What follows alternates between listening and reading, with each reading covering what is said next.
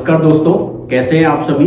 उम्मीद करता हूं कि आप स्वस्थ होंगे, मस्त होंगे। और आज दोबारा से हमारे YouTube channel finance with Ajay में आपका हार्दिक स्वागत है।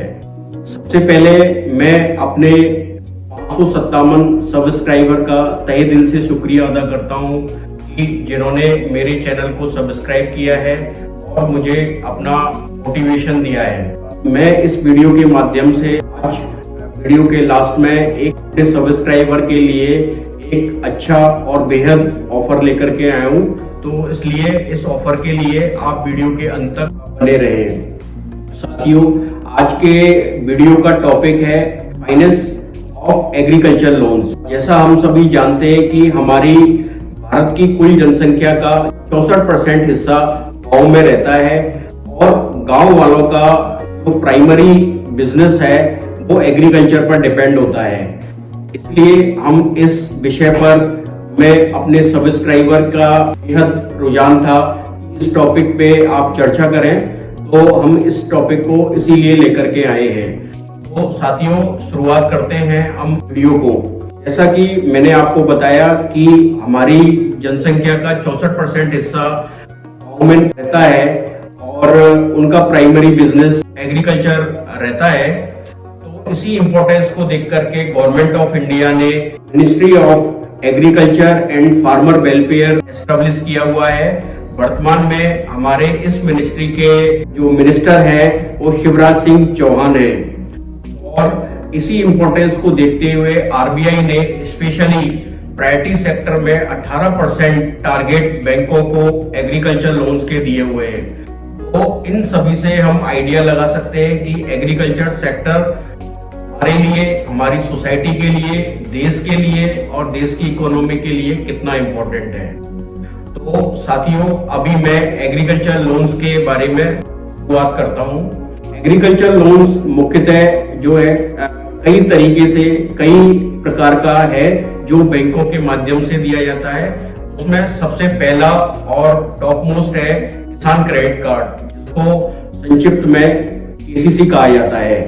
इसके अलावा जो है एग्रीकल्चर में कई तरह के टर्म लोन्स दिए जाते हैं, जैसे अपनी एग्रीकल्चर लैंड के डेवलपमेंट के लिए, हॉर्टिकल्चर लोन्स के लिए, इसी तरह के एग्रीकल्चर संबंधित प्रोजेक्ट लोन्स, यदि फिशरीज या किसी भी तरह का कोई भी अपने को डेवलपमेंट करना हो तो उसके लिए जो है टर्म लोन्स दिए जाते हैं, तो वो एग्रीकल्चर टर्म लोन्स की कैटेगरी में आते हैं। इसके अलावा ट्रैक्टर लोन्स हैं और इसके अलावा अपने एनिमल हस्बेंड्री में जो है अपने कैटल परचेज करने के लिए लोन्स हैं। और इसी तरह के लोन्स जो है वो एग्रीकल्चर लोन्स के अंदर क्लासिफाई होते हैं। तो साथियों, हमने सबसे पहले देखा कि कौन कौन से लोन जो है वो एग्रीकल्चर लोन्स के अंदर क्लासिफाई होते हैं। अब बात आती है कि इन सब एग्रीकल्चर लोन्स को हमें यदि अप्लाई करना हो, बैंक से लेना हो, तो हमें क्या क्या डॉक्यूमेंट फॉर्मेलिटी जो है देनी रहेगी।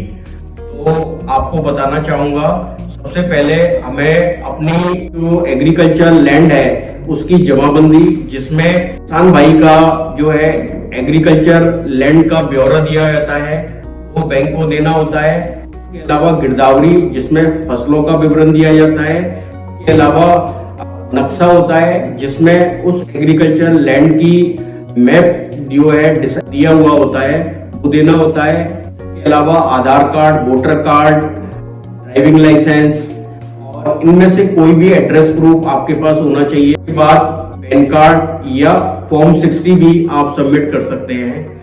और इसके अलावा यदि आपका कोई पुराना लोन का कोई ट्रैक है तो उसका 1 साल का स्टेटमेंट।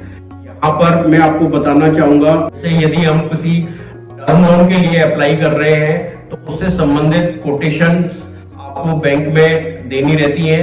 और यहीं पे हम यदि ट्रैक्टर लोन के लिए अप्लाई कर रहे हैं तो हमें किसी ट्रैक्टर डीलरशिप से ट्रैक्टर की जो है कोटेशन बैंक में सबमिट करनी होती है। साथियों, ये जो भी उपरोक्त मैंने आपको डॉक्यूमेंट बताए, ये सारे डॉक्यूमेंट लेकर के आप किसी अपनी नजदीकी शाखा या अपनी पसंदीदा शाखा से संपर्क कर सकते हैं इन डॉक्यूमेंट्स के साथ में, और आपको एक अपना बैंक का प्रिस्क्राइब फॉर्मेट एप्लीकेशन फॉर्म होता है, इसके साथ में ये सारे डॉक्यूमेंट आप बैंक में सबमिट करें।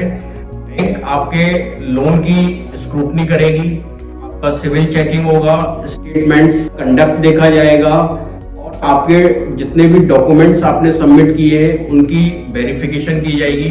वेरिफिकेशन करने के बाद आपका लोन का असेसमेंट करके बैंक एक अमाउंट आपको सैंक्शन कर देता है। सैंक्शन लेटर में आपको उसकी सारी टर्म्स एंड कंडीशंस मेंशन होती हैं। उसमें आपको आपके अमाउंट से लेकर के रेट ऑफ इंटरेस्ट, क्या चार्जेस वगैरह आपको लगने हैं, कितने पीरियड के लिए ये लोन देना है, उसका रिपेमेंट कैसे रहेगा, क्या अदर सिक्योरिटीज वगैरह जो है वो बैंक के पास रहेंगी, उसके बारे में सारा विवरण दिया होता है। तो यहाँ पे हमने देखा कि क्या क्या डॉक्यूमेंट्स के साथ में किस तरह से डॉक्यूमेंट सबमिट करके हम लोन के लिए अप्लाई कर सकते हैं और किस तरह से बैंक आपको इस लोन को सैंक्शन करती है। इसके बाद लोन सैंक्शन होने के बाद आपको अपने डॉक्यूमेंट्स की फॉर्मेलिटीज होती है, बैंक की तरफ ये फॉर्मेलिटीज जो है बैंक की तरफ से कराई जाती है।